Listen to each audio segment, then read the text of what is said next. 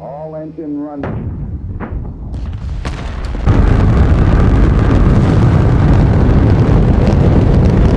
I'll ask you a question, Rick. Craig said that BSV is no good for speculation. If it's in demand, people are going to have to buy it, and they will have to compete to buy it, which is one of Craig Wright's things. Yeah, competition is good and business is good. Did Craig say that it's not a speculation? Then we're talking about people wanting to speculate. The only thing that should drive any price is fundamentals, and that should be use. It's a commodity system. So how many transactions per second is it doing? Where is it going into? What is it developing into? And quite frankly, if you're speculating and you don't even understand this, then you shouldn't be in this inverted comma market. I would think that it's going to raise its value, perhaps even to swap places in price with BTC, which would mean that if you have $1 in BSV, it goes to $3,500 or $4,000. And so we're talking big gain. What do you think? Yeah, I think that there's a case for the price increase for BSV, certainly. I think that is the end result. The important part about the price speculation and how to consider it in terms of its current value, potential future value, is that the value will be ultimately driven by the utility and the demand of the asset as a integral component of global infrastructure and architecture. Right. So one of the ways that I think of this, and this is just my own take, sure, so this could be wrong. Yeah. But I think of BSV in some ways similar to something like iron. Iron is extremely useful. Yeah. And one thing that you can do with iron is you could, imagine that we found out about iron maybe 1,500 years ago or something like that, yeah, right? Then one thing we could have done is we could have dug a big hole in the mountain and we could have put all of our iron, and then we could have waited until the global utility of iron became apparent to more people, and of course the price of that iron goes up. And once it does, our mound of iron becomes that much more valuable. Right. So that's one way to look at it. It's not a perfect analogy because iron is quite plentiful, and BSV, there's a fixed limit. It's more scarce, so it doesn't make sense as a perfect metaphor. But the other way to consider the utility of iron is not necessarily as something that you want to build a big mountain and bury your iron in, which would be the metaphorical equivalent of like a speculative take on the future price of iron. Yeah. One thing theoretically you could do is shape this iron into rails, and we, work on the steam engine. Then we can theoretically put a locomotive on top of this iron, and we can use it to transmit goods. Yeah. So you're talking about value add to the iron. Exactly. You're converting the iron into things that are way more valuable because they're formed into even more utility than the raw material. Right. Exactly. Okay, anyway, so you've confirmed what my feeling is. I've spent hundreds of hours now studying BSV, and it seems to make sense to me with the laws of supply and demand. If we are right, it will greatly increase its value, even beyond what BTC is now, I think. It seems likely that they will swap prices and go beyond that. If we want it to get known and used, part of that is to have to say, well, to be honest, it's going to become extremely valuable, so take a good look at it, and if you like, invest in it, and you'll get a lot of money by doing so. Yeah, and I also want to clarify one thing, because this is an important topic, and we don't spend enough time talking about this topic, okay, but I'm glad that you brought it up. So another reason why I think the messaging around BSV as not a speculative asset is, I know you pretty well. It's not like we're 40 years as friends on a personal level, but I think I know you well enough to know that you can afford to take some long-term positions, yeah, where potentially the payoff might come in 5 or 10 years, and that's okay because you're not spending the money that you need for your rice and beans tomorrow. You have earned in your lifetime enough to afford for a potential long-term gain that is quite significant.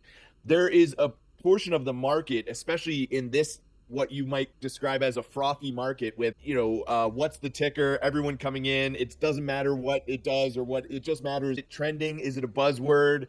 Because, they're looking to get in, get 20x gains and then get out. And the concept of this, it's not dissimilar to the idea of a plague of locusts or something. Yeah. They come in, this speculative investors come in, They don't care what the greenery will eventually flower into. Right. They just eat all the leaves, and when they're done eating, they move to another. And so that is describing it as not a speculative asset, is in an effort to try to ward away the people that would come in and they would just devour the asset. That's right. And then they would move on to the next one. Yeah. And we're trying to emphasize that we're not like one of those other coins that no one has any clue what they do. They just know that the name is trending. Okay. But you're saying that they wisely are saying, don't just regard it as a speculation. It is a transformation of the internet and humanity. So please don't call it a speculation. But we are sitting in promotional chairs now, and part of the promotional chairs needs to be that you can, in fact, earn great amounts from the utility of this marvelous transformation. So I don't think we can go around saying, don't speculate on it. In a way, I don't mind if people do speculate on it, because they'll end up increasing the market. I don't know that they can hurt the availability of BSV, because there'll always be a price at which it will be purchasable. Hi Kurt, great to see you. We're talking about whether or not BSV is regarded as a speculation or as a transformation of the internet, or both. Because we're promoting it, we've got to say, by the way, you will get rich if you buy some. Now, that won't remove the availability of BSV, I think, too much, because it just means it becomes a matter of price and demand. So I think we're safe there.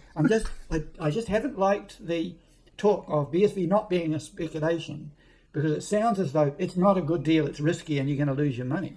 I think a major part of getting attention will be probably a somewhat subtle way to say, boy, oh boy, are you going to get rich if you invest in BSV because of its utility and because of its limited 21 million supply. Boy, oh boy, if you back that horse, you're going to do well as doing good for humanity. So from my position, Brett and I are both Americans.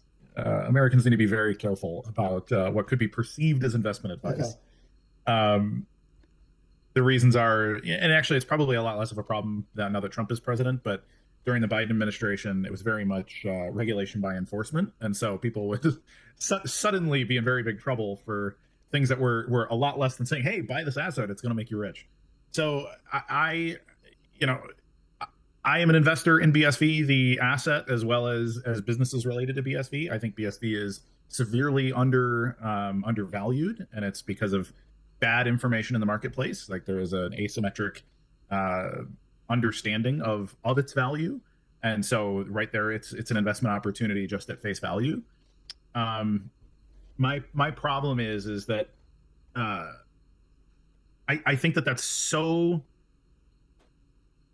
overdone in every other blockchain. Like, there are so many people talking about the opportunity of a lifetime that it then just becomes one more thing wherein BSV gets lost in the noise. Like, it says nothing about our competitive advantage or any of the things that make it superlative.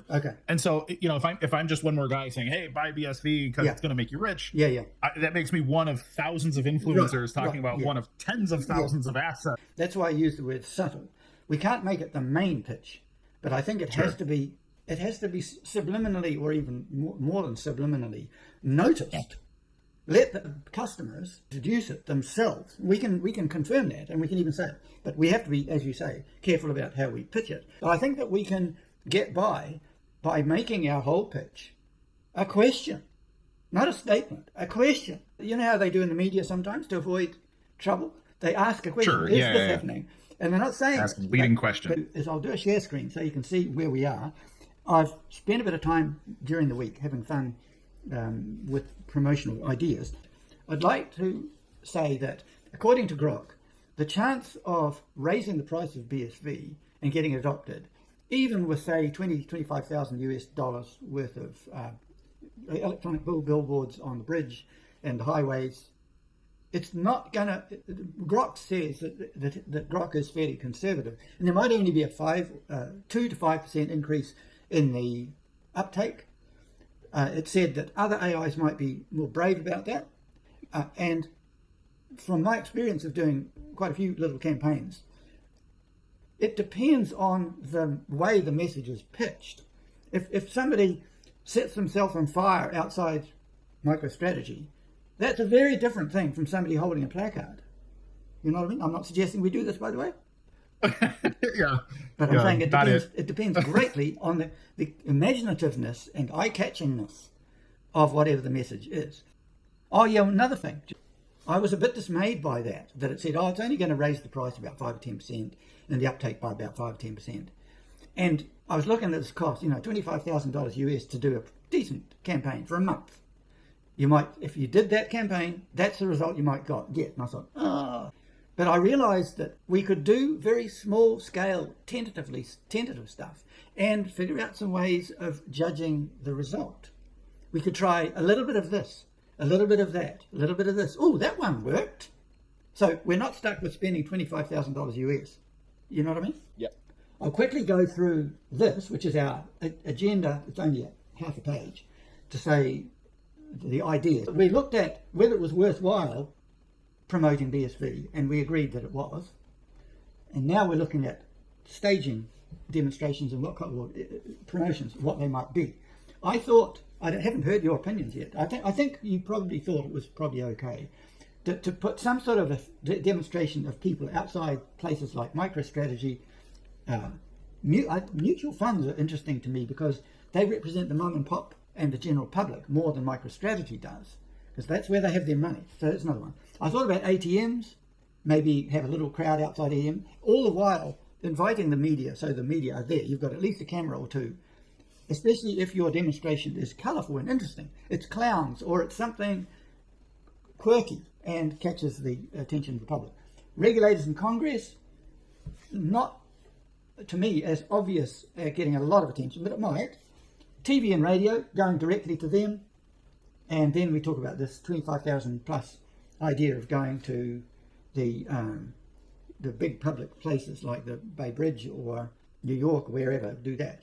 If I was very, very confident that it was going to make the difference, a big, big difference to BSV and the price of my BSV, I would pay for that. I can afford it, and I would do it. But I don't yet have that confidence, and that's why I'm looking at smaller scale stuff, which is kind of fun and can be good indicator of what works and what doesn't, what to scale up or to quit and let it do its thing. Because BSV will apparently do its thing anyway, just by its utility and its functionality as Terranode comes on stream. Online targets. Mitch, I saw, did you watch his videos at all? He's talking about electric grid. He's good. I had him on my show about 10 days ago. Yeah, I think I watched that. Yeah, that's right. Yeah, he's quite good. No, he's and I've met him briefly a couple times as well, and had some brief discussions with him. But he's very sharp. I'm a fan. The question, he's excellent, and so are you. Mm-hmm. But I'm thinking as far as promotional ability to get BSV to flare up in the public eye, I don't think that applying BSV to the grid is a way of promoting it. It might get it to be used, but it seemed to me from what you guys were saying, it's a very complicated setup to achieve. You've got to change a lot of minds. There's a huge amount of technology before you'd get any sort of result that would interest the public. So I don't see him yet as a promotional tool for us. What do you think? You think, Brett? Yeah, I think that it does serve the promotional side, because I think that just because it would take, a monumental effort to implement the vision that he was describing, I think, that, the war effort is monumental too. But, like a banner that has, Uncle Sam pointing his finger at you and saying, you are needed or something. It's like, well, that it doesn't it doesn't necessarily connote all of the travails that are going to happen with war, right? But it is a catchy enough graphic, and it indicates it compels something out of people. And they say, it makes them realize, just in the same way that Kennedy was saying, ask not what your country can do for you, but what you can do for your country. It flips the emphasis around. And so I think something that shows that, you are needed to change the grid infrastructure of the energy of the United States, it serves incredible potential promotional opportunity because it activates something in people that says, you know what, I don't want to be, we're the wealthiest nation in the world. Why do we have the most vulnerable electric infrastructure? Yeah, okay. So my thought is that it could be very useful, but not necessarily in the sense that we're going to see it tomorrow, but in the sense that, our many hands make light work. And the more people that we have that recognize these potential problems that exist, something as ubiquitous as electric, you don't realize the underlying vulnerability of that and the long tail negative implications that represents. Okay. It can emphasize that the work to do this strategic building today with a scalable infrastructure like BSV is actually worth the effort. Okay, I respect, having heard what you said, I respect what you say, because you're talking about, to be brutal about it, you're talking about a fear component of the campaign. It's not an immediate fear, but it's a patriotic need to protect America from crashing the grid as a centralized sort of an outfit, more centralized, and to protect them that way. So I agree with you, now that I think of it, that it is a useful tool. I guess my point is, I think there are other ways that will get the result much, much faster.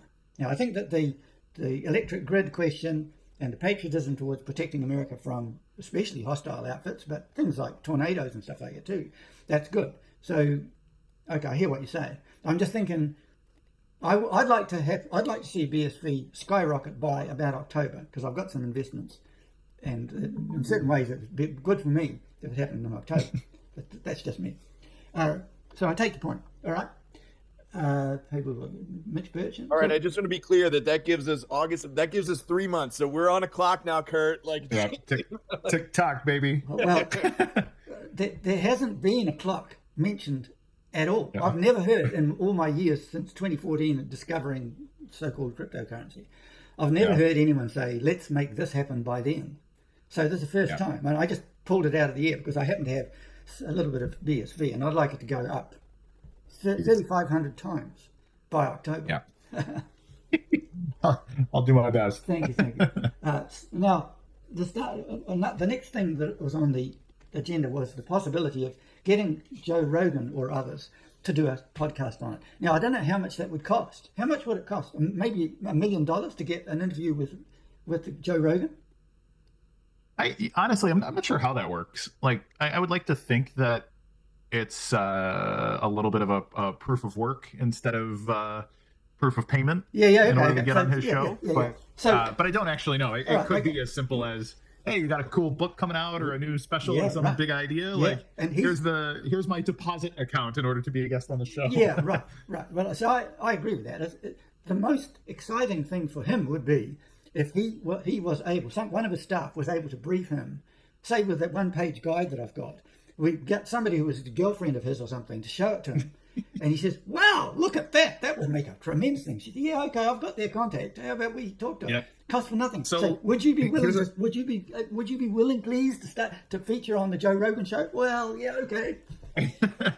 I mean, but by all means, I'd be a guest on anybody's show, no matter how controversial, big or small. But it's funny. There's actually a little bit of a history with BSV and Joe Rogan that led to me doing one of my biggest interviews, or it was when I did the debate with on the Hotep Jesus podcast against Peter McCormick and Shinobi, and then I had Connor was my cohort, and it was it's got to be 5 years ago now or something like it.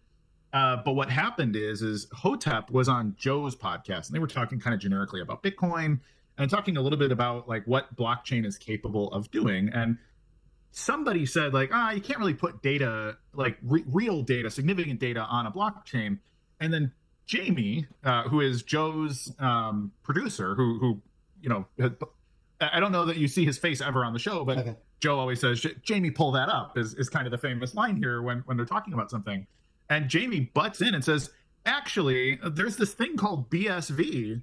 And so he sort of interjects himself into the conversation and goes on about a 20-second, hey, by the way, BSV is a thing. And that triggered some curiosity, which then triggered quite a big conversation on Twitter at the time, which led to Hotep Jesus then seeing that there was a bunch of bickering between BTC and BSV people and saying, hey, why don't we do a formal debate? I'll host it. I'd like to learn what's going on here. Yeah. And Connor and I were chosen to represent BSV and did like a 3.5 hour bit. So there is, funny enough, we wouldn't have to introduce BSV to the Joe Rogan people. It was in fact the Joe Rogan people who knew about BSV in 2020 that sort of led to some of the biggest media opportunities for BSV that have ever happened have been because Jamie, Joe's producer, brought it up in the first place. Okay, so. well, to me, this is the hottest thing we've said in this conversation.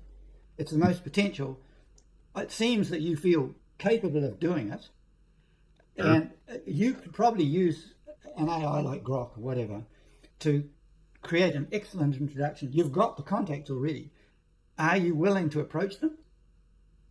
I mean, I'd be happy to. I'm not exactly sure how to get to Joe's people. I actually had a quick conversation with Hotep Jesus today on public on X. So well, we to me, this is I wouldn't say we're close. We're certainly not like bosom buddies, but we we say hi once a month or something. Like we're friendly.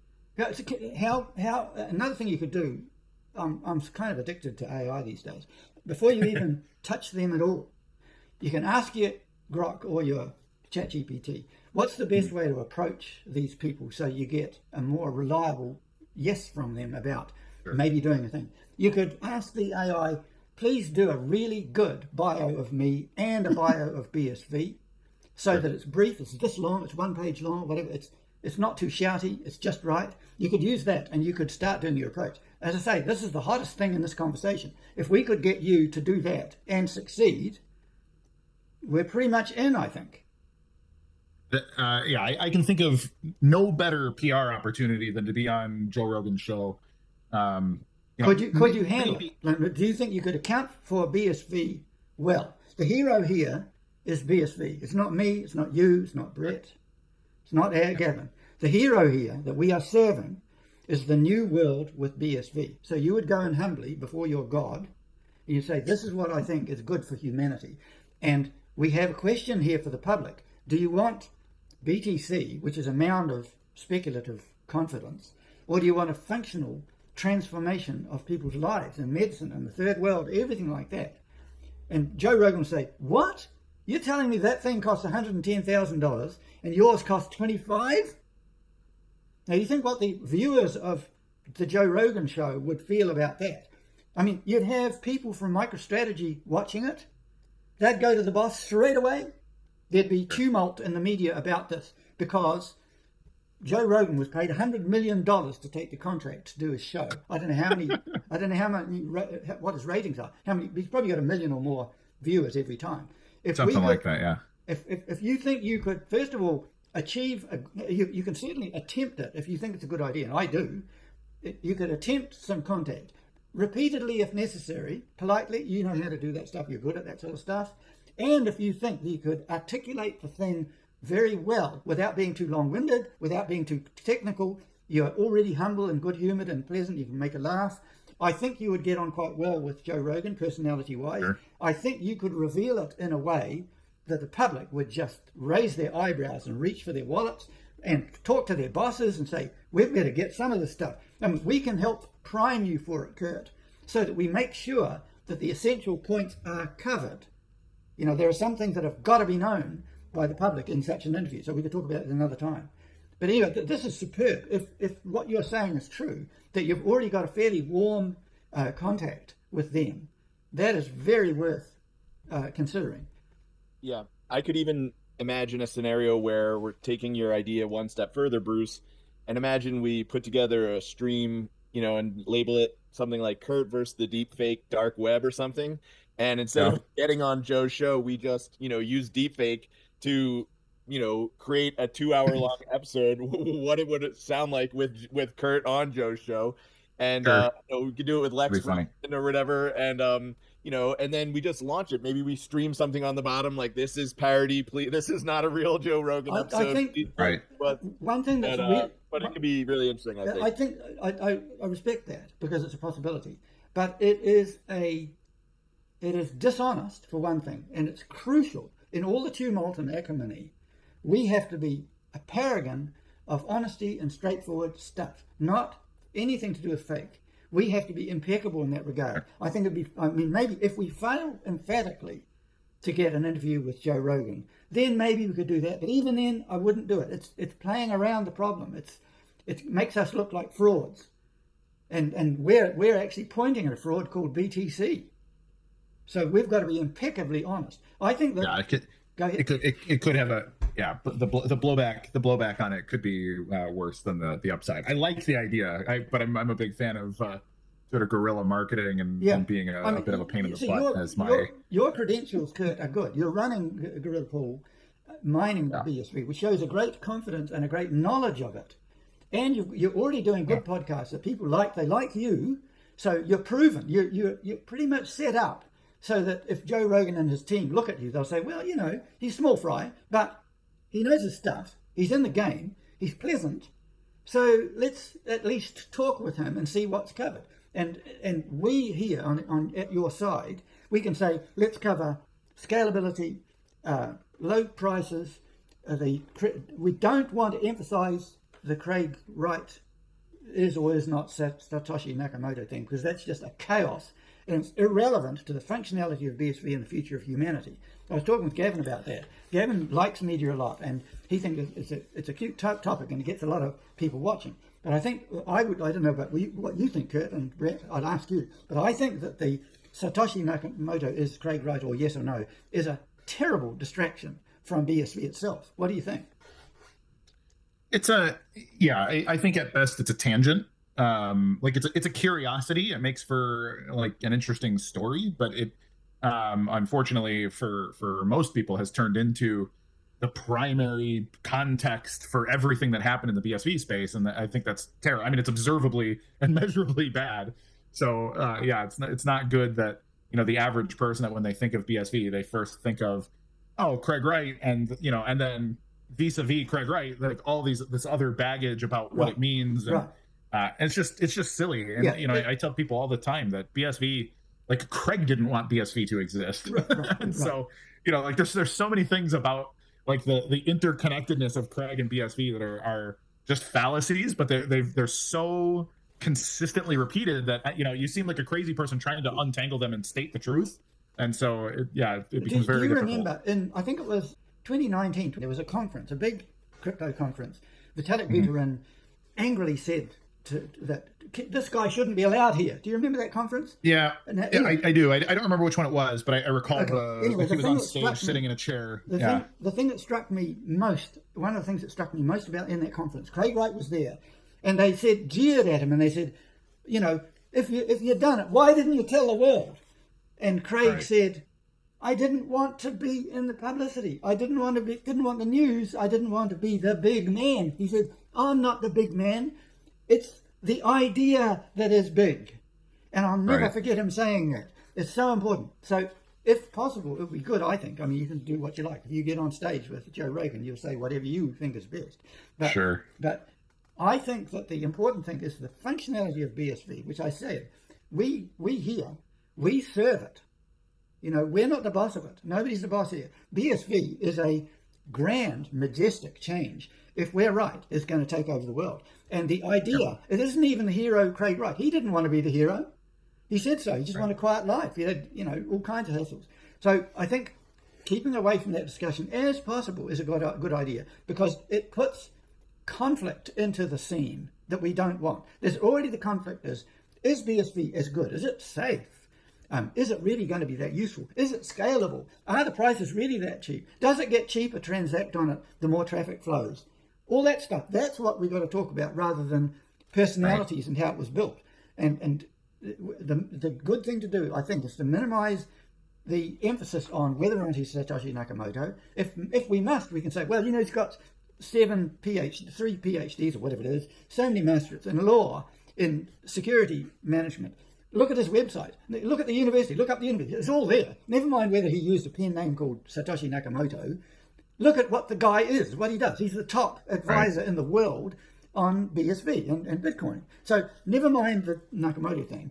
Let's look at the tool, BSV. Let's see what Joe Rogan and his followers think about it. Yep. All right. So I'm thrilled. I'm thrilled that you seem to be willing to do it. and capable to do it, Kurt. You're very good. I can't think of anyone else who could do it better. I appreciate that. Well, will you therefore, in front of our audience here, agree to make some efforts towards it? That is, to frame up what you think you would say, and to frame up how you would approach the relevant people with the Joe Rogan show, so that we might have a chance of doing it with him, and if not Joe Rogan, somebody else. Sure. Yeah, I mean, it's that's my I mean, it's one of the key things that I do a little bit on the regular anyways, is sort of right. Great. So as far as I'm concerned, this meeting has been a huge success. Right now, it's already been a great success. Now let's move on to the lesser opportunity. I just really comment on this quickly, Bruce. So one thing I want to add about that is that it's not just Kurt's willingness, and it's not just, I know that what you're doing is so popular in the community, Bruce. So thank you for continuing to host these conversations, because they're wildly popular out there. But it's also the community itself. So a large percentage of the media opportunities that Kurt has been able to get on have come as a result of people in the community, whether it's on socials, X, on YouTube, etc., or like, what happened with Jamie on the Joe Rogan show. It's not coming necessarily from him, although he is creating a lot of these opportunities through his own outreach, but it also comes from the community elevating Kurt, suggesting him. All these podcasts are all the time creating these posts we have on next. And you see it all the time. It's, normally 150, 250 regular people who are hungry for more of this content, suggesting Kurt, sharing those. So I just want to make a shout and a call to action for these community members that love this content to continue to do that, because it does serve a real value, and podcasters do listen to what the audience wants to hear next. All right. Now, as you are the community leader for BSV, that's your role. So, we will listen to you as to what traffic of ideas and support there may be between us and that community. So, you know what I mean? You can think from now on, you can start thinking of how does this tie in with the people you're talking about, the 150 people who have been quietly working away, making it happen. I mean, are they happy with, would they be happy to hear what we've just discussed? Yes, I think so. And if you look at the comments in your own YouTube channel, it's wonderful. It really fills my spirit up when we do these out of, there are people who care, our love, for this subject matter. And then when you go down and you see, 25, 35 comments underneath, just people saying, hey, really liked it.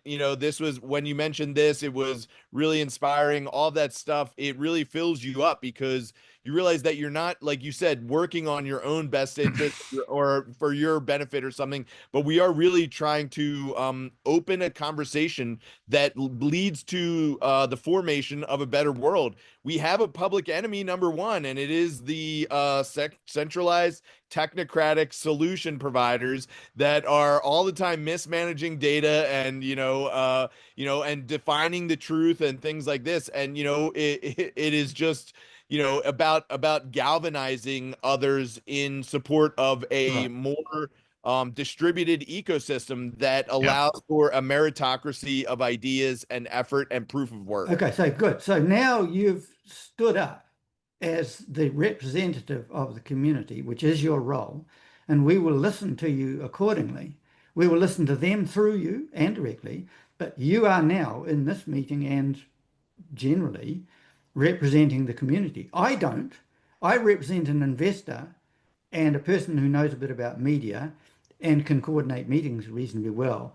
I don't have anywhere near the stature you do, either of you do, in the BSV community. So I have to listen to you. I can help you a bit, and we're doing some good stuff. But I'm very glad you spoke up a minute ago, and you've taken your role, which is your designation as the leader of the community. And that is a big resource to us. It's what it's brought us. It includes, presumably, the people who built BSV from day one, including Craig Wright. So you've got quite a responsibility there to try and represent those people. Thank you. Thank you. All right. Now I'm going to move on to lesser important stuff. I'm delighted with what we've got so far. It's tentative, but it's really good stuff. I'm going to switch now to a quick run through, just more or less for fun. It was tremendous fun for me to talk about $25,000 electronic broadband campaigns and stuff. And I asked Grok for one scenario and slightly misunderstood me, and it was looking at a $150 million campaign. So are you able to pony up for that one, Bruce? Not just today.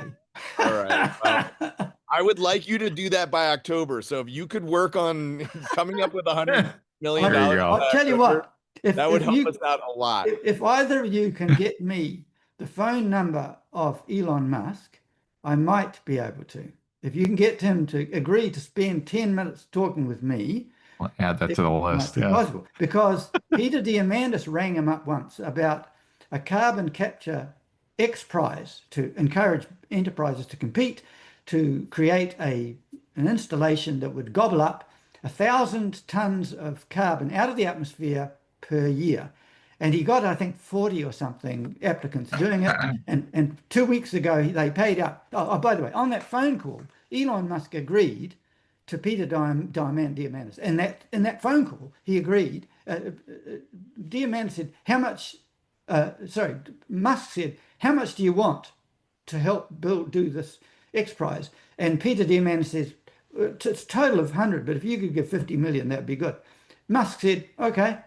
And he got $50 million in a phone call. So it's not out of the question, but you'd have to get me a phone call. Bruce, can I just interject a thought or a question for Kurt here? Because we don't have John Pitts on the show right now, but I want to put my John Pitts hat on and ask Kurt. Some of the recent news in the past week has been, especially when we're talking about 5 to 15% price fluctuations, et cetera, has been the everything going on with OKX. I think there was a delisting recently, et cetera. And of course, some of this stuff is out over my head in terms of, I'm not the most savvy investor. I don't understand the inner dynamics of market conditions of centralized exchanges, let alone how that impacts the price action of BSV, et cetera. But you would, of course, when you hear the word delisting, there's a lot of people that are immediately knee-jerk reaction thinking, okay, that's a negative thing. We don't want to be delisted. But I've watched enough John Pitts on your episodes, Kurt, to know to hear the angel on my shoulder, the John Pitts angel in the back of my head that's saying, well, don't look a gift horse in the mouth. Yes, that's a delisting, but overall, when it's if an abusive partner leaves you alone, then you don't want to look that gift horse in the mouth, because so can you describe a little bit about what is the overall thought process about the potential impact of 5 to 15% and how that could be small potatoes when you compare it to the potential price manipulations and long shorting or short selling, and how that potentially relates to some of the most recent news, et cetera. So yeah, that's unfortunately a pretty big conversation to get into with a lot of detail, but I can at a high level, basically, OKX was the most liquid exchange for that kind of trading. So there's a few ways that you can trade an asset.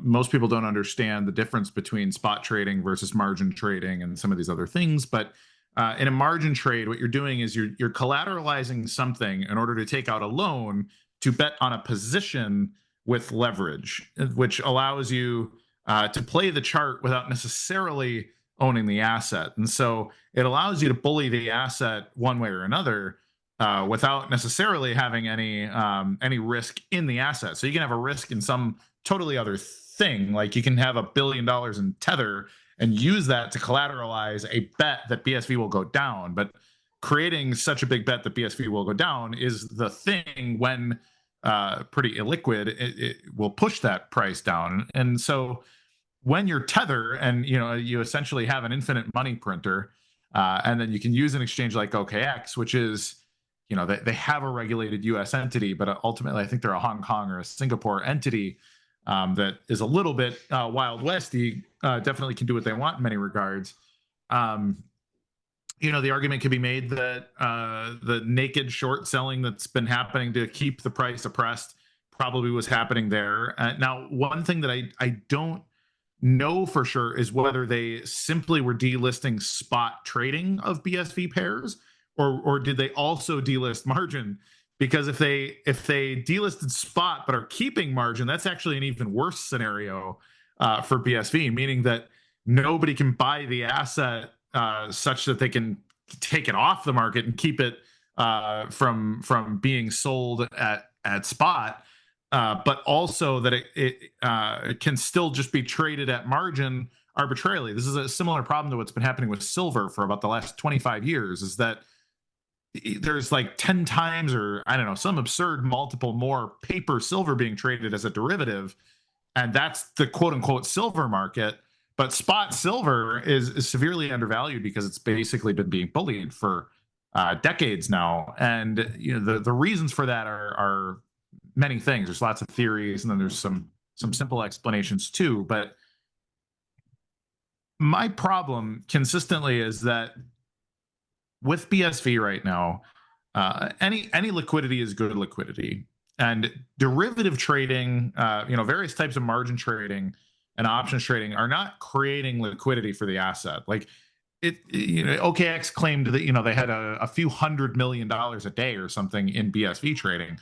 Well, then why can't I sell $10,000 worth of BSV without creating a big red candle? Right? Doesn't make any sense. And the reason for that is that the market makers are doing their own thing.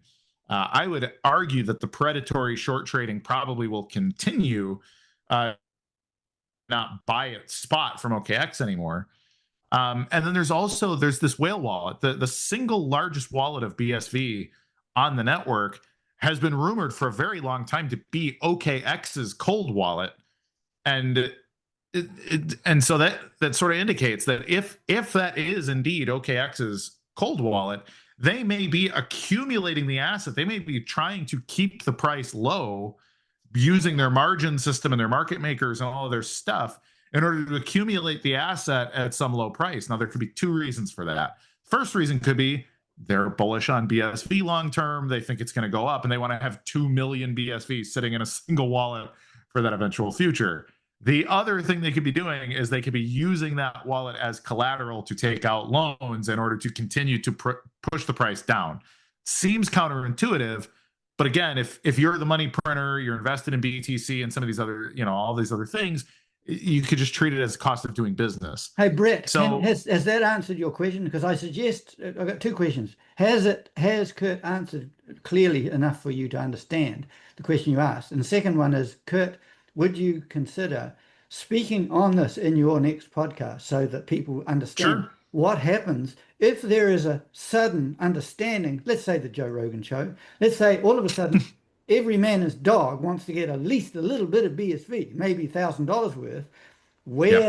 Which door do they knock in, and how surely can they get it? Do they go to Hit BTC? What's Hit BTC going to do? I can't imagine that the remaining exchanges are going to say, oh, well, there's a lot of fuss going on about BSV, but I don't much trust it, so I'm not going to list it. They're much more likely to say, where can we get some BSV so we can do our deals for our customers? And that's regardless of any manipulation by, other currencies and tethered and stuff. They can do their fancy dance as much as they like to manipulate the price of BSV. But if the public is afire with the functionality and exciting adventure of a changeover to BSV instead of BTC, they'll just get mowed down. They can manipulate, but they'll draw attention doing so. I mean, Satoshi will fry them. Yeah. So anyway, we're pretty much out of time. Brett, did you get an answer, or would you rather that Kurt did some talk on his podcast? Yes, it very well and succinctly answered my question, but it also answered it in a way where there are multiple different potential further questions or next places that conversation could go. And so I think it's it's a really interesting topic for conversation, But and I love when you Kurt, and John Pitts jump on that topic, because Sure. John's he doesn't hold his tongue, right? Can you? No, for sure. All right, As far as he's concerned, it's not a question of if, it's a question of when. And so, you know, I really like to consider all those things, especially in the context of, you know, what does it mean for the future? Yeah. But I think the main thing that I'd love to have more clarity on, and this could be good for someone that's in the comments that just wants to share this, is, you know, is it just the delisting of spot trading, or like Kurt asked, is it also the closing down of margin trading? Because, you know, that could potentially have big implications as to which side of that coin Kurt was describing this ends up falling on. Could you two discuss it in a broadcast by Kurt? Like, would that be a topic of interest to you, Kurt? Sure. Yeah, Okay. yeah. Be happy to How talk about you about it. do that? I when I saw the OKX, I assumed that when it was OKX delisting, I kind of smiled because I knew that the general ignorant who hold BSV felt, oh, it's dying, the sky is falling, chicken licking.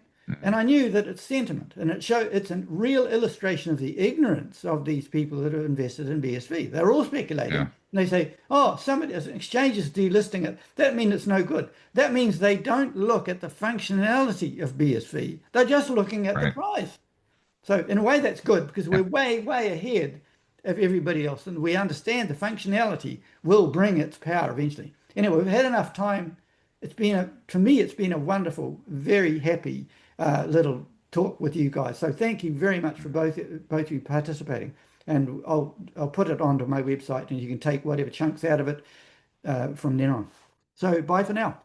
All right, great. And if you are listening and you enjoyed this segment, please leave a like on the video, subscribe to Bruce, and also leave a comment for us. We do take notice of those comments. So thank you very much.